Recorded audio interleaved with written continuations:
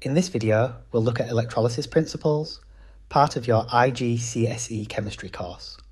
By the end, you'll be able to do three things. First, define an electrolyte accurately. Second, explain ion movement and electron transfer. And third, predict products for molten and named aqueous electrolytes.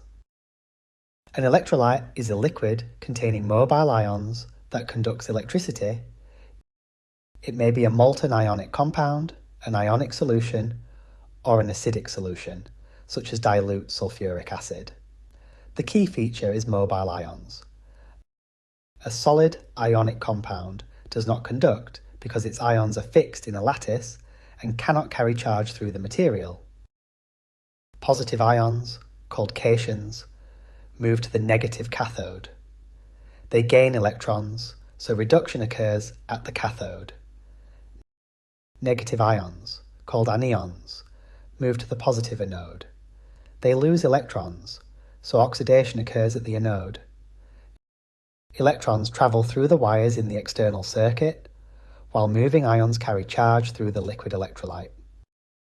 In a molten ionic compound, only the ions from that compound are present, so the products are the elements in the compound.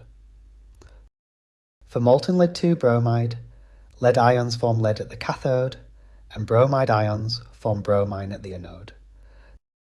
The half equations are lead-2 plus 2 electrons gives lead, and 2 bromide ions give bromine plus 2 electrons. In an aqueous electrolyte, water also provides hydrogen and hydroxide ions. The products are therefore not always the elements in the dissolved compound. Concentrated aqueous sodium chloride, or brine, produces hydrogen at the cathode and chlorine at the anode. Dilute sulfuric acid produces hydrogen at the cathode and oxygen at the anode.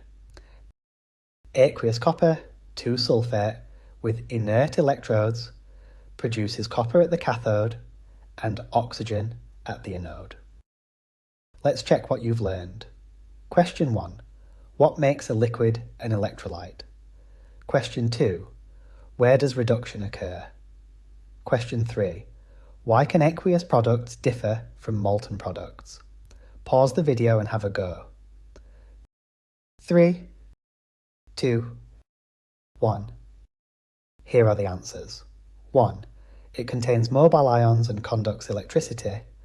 2. At the cathode. 3. Water supplies additional ions that may be discharged.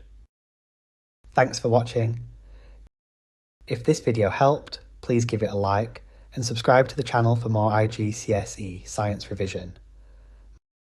My revision workbook is available from the link in the comments